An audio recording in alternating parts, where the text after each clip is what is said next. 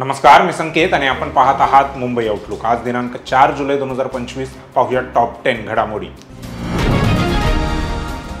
थोरले बाजीराव पेशवे यांचा खडकवासला येथील राष्ट्रीय संरक्षण प्रबोधिनी येथे भव्य अश्वारूढ पुतळा उभारण्यात आला आहे। त्याच्या अनावरण सोहळ्याला केंद्रीय मंत्री भाजप नेते अमित शहा हे उपस्थित होते। यावेळी अमित शहा यांनी बाजीराव पेशवे यांच्याबद्दल गौरवोद्गार काढले। युद्धाच्या कलेचा भाव केवळ बाजीराव पेशवा यांच्यातच होता। 19 वर्षाच्या वयात शाहू महाराजांनी त्यांना कशा पद्धतीने सिलेक्ट केलं असेल मला माहीत नाही। तेव्हा खूप आव्हानं होती। शाहू महाराजांनी बाजीराव पेशव्यांची निवड केली। त्यांनी 20 वर्षात 41 युद्ध लढले, एकही युद्ध हरले नाही। हे रेकॉर्ड कोणत्याच सेनापतीच नाही। एका वर्षात 2 युद्ध होते। त्या काळी पावसाळ्यात 4 महिन्यात युद्ध होत नव्हते, म्हणजे 8 महिन्यात 2 युद्ध करून ते जिंकले। असे ते वीर सेनानी असल्याचे अमित शहा म्हणाले।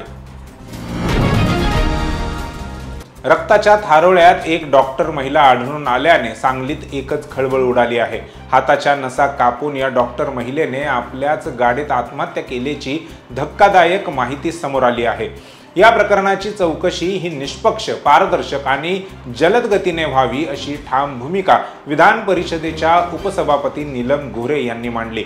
या धक्कादायक प्रकरणावर बोलताना नीलम गोरेंनी ही प्रतिक्रिया दिली। मुंबईत राहणाऱ्या डॉक्टर शुभांगी समीर वानखडे यांनी सांगली जिल्ह्यात आत्महत्या करून आपला जीव संपवला। वाळवा तालुक्यातील विठ्ठलवाडी गावच्या हद्दीत या महिलेने गाडीतच आत्महत्या केली। या डॉक्टर महिलेने हाताच्या आणि गळ्याच्या नसा ब्लेडने कापून आपला जीव संपवल्याची माहिती आहे। दवाखान्यात जाते असं सांगून ही महिला घरातून निघाली आणि हा सगळा प्रकार घडला। त्यानंतर ही घटना उघडकीस आली। उद्या राज्याच्या राजकारणात एक विशेष घटना घडत आहे। मनसे आणि उद्धव ठाकरे शिवसेना एकाच मंचावर असतील। दोन्ही ठाकरे बंधू विजय मेळावा घेत आहेत। राज्यातील जुन्या शिवसैनिकांमध्ये उत्साह आहे। शिवसेनेचे नेते चंद्रकांत खैरे यांनी या घडामोडींवर मत व्यक्त केले आहे। जेव्हापासून या हालचाली सुरू झाल्या तेव्हापासून उत्साहाचे वातावरण झाले आहे। जेव्हा दोन्ही नेत्यांची बैठक झाली, मेळाव्याचा निर्णय झाला, नंतर आम्ही सगळीकडे बोलायला सुरुवात केली असे ते म्हणाले। राज ठाकरे बाहेर पडले तेव्हा आम्हाला दुःख झाले, परंतु आता आनंद होतो आहे की हे दोघे एकत्र येत आहेत। राज ठाकरे सोडून गेले तरी बाळासाहेब ठाकरे यांचे त्यांच्यावर प्रेम होते। दोन्ही भाऊ एकत्र आले तर महाराष्ट्रामध्ये जो घाणेरडा प्रकार सुरू आहे, भ्रष्टाचार, गद्दाऱ्या, तोडफोड सुरू आहे, त्या विरोधात आवाज उठेल। हा जो प्रकार सुरू आहे तो लोकांना आवडला नाही। तुम्ही लाडक्या बहिणीला पैसे देत नाही, परंतु आमदारांना भरपूर पैसे देता, ते लोकांना पटले नाही। आज मराठी माणसाला वाटते की राज ठाकरे आणि उद्धव ठाकरे एकत्र यावे। त्यावेळी या चिमण्यांनो परत या, हे जे बाळासाहेब ठाकरे म्हणाले होते ते आज पूर्ण होत असल्याचा दावा खैरेंनी केला। येत्या 5 जुलैला राज ठाकरे आणि उद्धव ठाकरे यांचा एकत्रित विजय मेळावा पार पडणार आहे। या विजयी मेळाव्याची चर्चा सध्या राज्यभरात सुरू आहे। त्यातच आता शिंदे गटाचे नेते रामदास कदम यांनी या मेळाव्यावर आणि ठाकरे बंधूंवर जोरदार टीका केली आहे। आता रामदास कदम यांनी अनेक गंभीर प्रश्न उपस्थित करत ठाकरे बंधूंच्या एकजुटीवरच शंका उपस्थित केली। हिंदी सक्तीच्या विरोधात विजय जल्लोष कसला साजरा करताय? हिंदी सक्ती उद्धव ठाकरे यांनी केली असा आरोप रामदास कदम यांनी केला।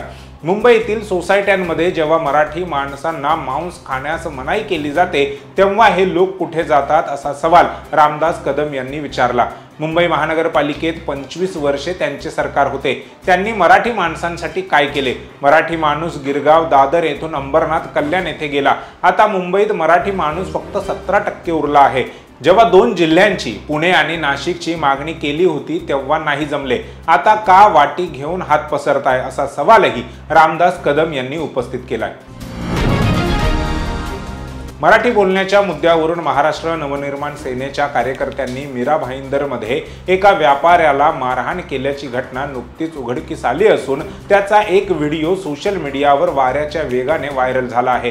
त्या मारहाणीच्या निषेधार्थ काल मीरा भाईंदरमध्ये अनेक व्यापारी तसेच व्यापारी संघटनांनी आंदोलन करत मोर्चा काढला। मारहाणीचा विरोध दर्शवत निषेधही नोंदवला। यावरून मनसे नेते कार्यकर्त्यांवरही बरीच टीका होत असून भाजपनेच नेत्यांनी मनसेला सुनावलं होतं। मराठीला विरोध करणाऱ्यांना आणि मनसेला लक्ष्य करणाऱ्या सर्वांनाच संदीप देशपांडेंनी सज्जड भाषेत इशारा दिला आहे। काल भारतीय जनता पक्षाने 2-3 व्यापारी लोकांना घेऊन मोर्चा अरेंज करण्याचा प्रयत्न केला। त्या बेपारी लोकांना माझं सांगणं आहे, बेपारी आहात, बेपार करायला आला आहात, बेपार करा, आमचे बाप बनण्याचा प्रयत्न करू नका, अशा थेट शब्दात संदीप देशपांडेंनी सर्वांना ठणकावलं आहे। मराठी भाषेचा अपमान केला तर कानाखालीच पडेल असा इशाराही त्यांनी दिला आणि एकदा बेपारी लोकांनी ठरवावं, आयुष्यभर दुकानाच्या काचा बदलत राहायचं आहे की व्यापार करायचा आहे आणि मग पुढची भूमिका घ्यावी, अशा शब्दात संदीप देशपांडेंनी सज्जड दम दिलाय। गेल्या 5 ते 6 दिवसांपासून पावसाचा जोर काहीसा ओसरला होता, परंतु आता राज्यातील अनेक भागात पाऊस सक्रिय झाला आहे। कोकण, पुणे, पश्चिम महाराष्ट्र, मुंबईतील अनेक भागात पाऊस सुरू आहे। शुक्रवारी कोकणातील रायगड, रत्नागिरी, सिंधुदुर्गसह मुंबई, ठाणे येथे मुसळधार पावसाचा अंदाज हवामान विभागाने वर्तवला आहे। पुणे जिल्ह्यातील घाटमाथ्यावर मुसळधार पाऊस सुरू आहे। राज्यात जून महिन्याच्या सुरुवातीला पावसाने जोर दिला होता, त्यानंतर मराठवाडा, विदर्भ वगळता राज्यात सर्वत्र सरासरीपेक्षा चांगला पाऊस झाला। विदर्भात पावसाची तूट असताना जुलै महिन्यात पाऊस सक्रिय झाला आहे। या पावसामुळे धरणांमध्ये पाण्याची पातळी वाढत आहे। हवामान विभागाने विदर्भ, मध्य महाराष्ट्र, पश्चिम महाराष्ट्र, कोकणातील अनेक भागात शुक्रवारी मुसळधार पावसाचा अंदाज वर्तवला आहे। ब्रँड हा शब्द बाजारपेठेतल्या एखाद्या उत्पादनाला वापरला जातो। राजकारणात चैतन्य निर्माण करणं हे एखाद्या नेत्याच्या नेतृत्वावर अवलंबून असतं, परंतु काही प्रश्नांची उत्तरं काळच देईल, असं नीलम गोरे म्हणाल्या आणि ठाकरे ब्रँडवर त्यांनी भाष्य केलं। पुढे त्या असंही म्हणाल्या की एकनाथ शिंदे यांच्या नेतृत्वाखालील शिवसेना आहे, त्यांनी विधानसभेच्या निवडणुकीत स्वतःची मोहर 60 आमदार निवडून आणून व्यक्त केली, त्याला विरोध करणं म्हणजे मराठी जनतेचा विश्वास चुकीचा ठरवणं, त्यामुळे याची जाणीव ठेवावी, असं म्हणत गोरेंनी निशाणा साधलाय। यावर ठाकरेंच्या शिवसेनेच्या संजय राऊतांना सवाल केला असताना राऊत म्हणाले की कोणाचं नाव घेताय, तो दुसरीकडे किशोरी पेडणेकर यांनी नीलम गोरेंना थेट थर्ड क्लास बाई असंच म्हटलंय। ठाकरे बंधूंनी आयोजित केलेल्या विजय मेळाव्याला जाणे न जाणे हा दुय्यम मुद्दा आहे, मात्र मराठीच्या मुद्द्यावर आम्ही दिलेला पाठिंबा महत्त्वाचा आहे आणि त्यामुळे यात सर्वांचाच विजय झालेला आहे। भारतीय जनता पार्टी ही मराठी आणि महाराष्ट्र धर्म संपवायला निघालेली आहे। महाविकास आघाडी म्हणून आम्ही या संदर्भात कुठलीही भूमिका घेतलेली नव्हती, मात्र सरकारला हिंदी भाषेचे GR रद्द करायला आम्ही भाग पाडले। त्यात महाविकास आघाडीचे सर्व पक्ष संघटना सामील झाल्या होत्या, त्यामुळे हे सर्वांचेच यश आहे। अशातच उद्धव ठाकरे आणि राज ठाकरे यांना तशा स्वरूपाचा कार्यक्रम घ्यावा वाटत असेल तर तो त्यांचा अधिकार आहे, असं वक्तव्य काँग्रेस प्रदेशाध्यक्ष हर्षवर्धन सपकाळ यांनी आज ABP माझाशी बोलताना केलंय। आज विधिमंडळ आवारात माध्यमांशी बोलत असताना नितेश राणे म्हणाले की मराठी बोलता येत नाही म्हणून मनसेच्या कार्यकर्त्यांनी एका हिंदूलाच मारले। त्यांच्यात एवढीच जर हिंमत असेल तर त्यांनी नळबाजार आणि मोहम्मद अली रोडवर जाऊन ती दाखवावी। दाढीवाले आणि गोल टोपी घालणारे लोक मराठी बोलतात का, तिकडे जाऊन त्यांना प्रश्न विचारण्याची मनसेची हिंमत नाही। जावेद अख्तर, आमिर खान मराठीत बोलतात का, त्यांच्याकडून मराठी वधवून घेण्याची यांची हिंमत नाही। फक्त गरीब हिंदूंना का मारत आहात? हे सरकार हिंदूंचे आहे, हिंदुत्वाच्या विचारांवर चालणारे सरकार आहे। जर हिंदूंना मारण्याचा प्रयत्न कराल तर आमचे सरकार तिसरा डोळा उघडेल, असेही नितेश राणे यावेळी म्हणाले।